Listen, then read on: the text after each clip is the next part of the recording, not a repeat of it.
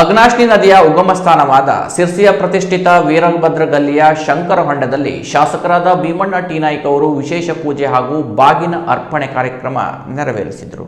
ಅಘನಾಶಿನಿ ನದಿಗೆ ಬಾಗಿನ ಅರ್ಪಣೆ ಮಾಡಿದ ಶಾಸಕ ಭೀಮಣ್ಣ ನಾಯ್ಕ ಅವರು ನಾಡಿನಲ್ಲಿ ಉತ್ತಮ ಮಳೆ ಬೆಳೆಯಾಗಿ ಜನತೆ ನೆಮ್ಮದಿಯಿಂದ ಕೂಡಿರಲಿ ಎನ್ನುವ ನಿಟ್ಟಿನಲ್ಲಿ ಈ ಪೂಜಾ ಕೈಂಕರ್ಯ ಹಮ್ಮಿಕೊಳ್ಳಲಾಗಿತ್ತು. ಬಳಿಕ ಮಾತನಾಡಿದ ಶಾಸಕರು, ಪರಿಸರಕ್ಕೆ ಮಾರಕವಾಗುವ ಯಾವುದೇ ಯೋಜನೆಗಳಿಗೆ ಸರ್ಕಾರ ಹಾಗೂ ಸ್ಥಳೀಯ ಜನಪ್ರತಿನಿಧಿಗಳು ಅವಕಾಶ ನೀಡುವುದಿಲ್ಲ ಎಂದು ಸ್ಪಷ್ಟಪಡಿಸಿದರು.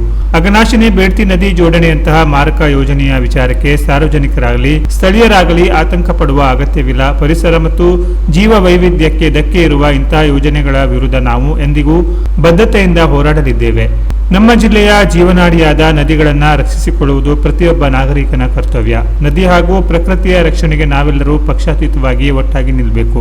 ರೈತರಿಗೆ ಹಾಗೂ ಸಮಸ್ತ ಜನತೆಗೆ ಒಳಿತಾಗಲಿ ಎಂದು ಶಂಕರ ಹೊಂಡದ ಪವಿತ್ರ ಜಲರಾಶಿಗೆ ಬಾಗಿನ ಅರ್ಪಿಸಿ ಪ್ರಾರ್ಥಿಸಲಾಗಿದೆ.